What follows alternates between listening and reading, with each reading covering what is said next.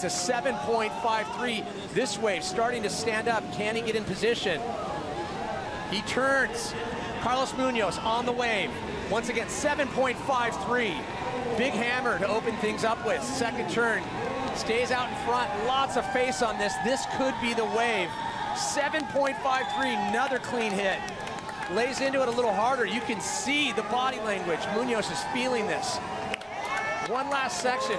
Gets the clean finish. Carlos Muñoz doing Costa Rica proud. Oh my gosh, I got chicken skin. Well, he needs a 7.53. That's a big score, but I tell you what, he gave the judges a lot to think about. Very good surfing on that wave. He done a ton of maneuvers. I don't think he missed any sections. Let's take another look at it.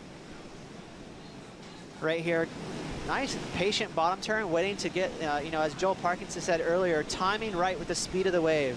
There's that progression, throwing a tail out, grabbing a rail, and there's a projection turn right there, getting back out to the shoulder of the wave. Back out to the lip right there. This wave was dreamy. It had so much opportunity. Every time he bottom turned, there was a lip there coming right at him, and this is the kind of wave you dream about as a competitor. Solid surfing. I don't think it's a dead giveaway. I mean, it's really on the fence of that 7.53. It's definitely a numbers game. That was a great opening turn, huge snap. I mean, if he does get the score, it's going to be a lot of it based on the merit of that opening turn. Well, there's always so much speculation what they're awarding in terms of the amount of spray, the amount of variety. You can see, though, a lot of these waves are filler. I mean, a lot of these maneuvers are filler in between. That first snap, though, that might be the one that pushes him over the edge. You have to look back then to Medina's 7.03, 6.67. That's where the bar was set. How does that wave stack against that 7.03? And you can imagine the judges are doing just that. They're looking at that 7.03, and was it a half a point higher? Well, half a point higher. I'll tell you, if you ask any of the fans on the beach, and Medina has to be... He has a really good argument that that was the best wave of the heat.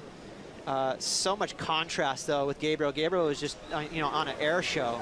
It almost looked like he was free surfing. That way was different. He had a lot of maneuvers, but again, it's all about that first turn. That was the progressive turn. If he gets a score, it's based on that. And you saw how much the judges were feeling Melling with the you know, the power in his turns. We've seen it before, two turns, and you can get the scores, but it's where they set the barometer for this heat. I will say, you know, a couple of those scores that were just modest for Carlos, he dug some rails here and there. It was pretty clean on that last wave. So if he gets it, you know, the judges are going to be happy about that first big move and no dug rails. What an incredible story. He made his way to the Hurley Pro via video submission, the first ever Costa Rican surfer to compete in a CT. He's got an entire country behind him trying to make his way into round 3.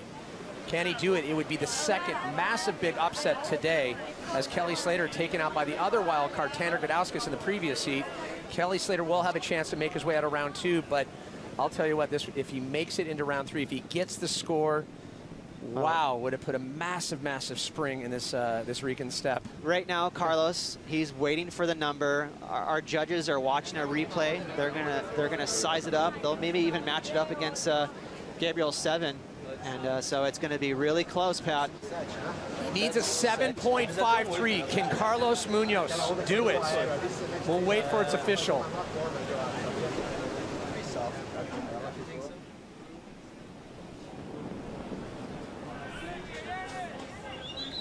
And there it is. It comes in a 7.73. Carlos Muñoz making history here at the 2014 Hurley Pro, advancing out of round 1 directly to round 3, taking down current #1 in the world, Gabriel Medina.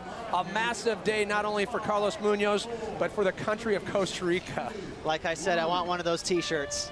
Amazing surfing there from Carlos. So the world title race just got that much more interesting. Both current #1 and 2 relegated to round 2.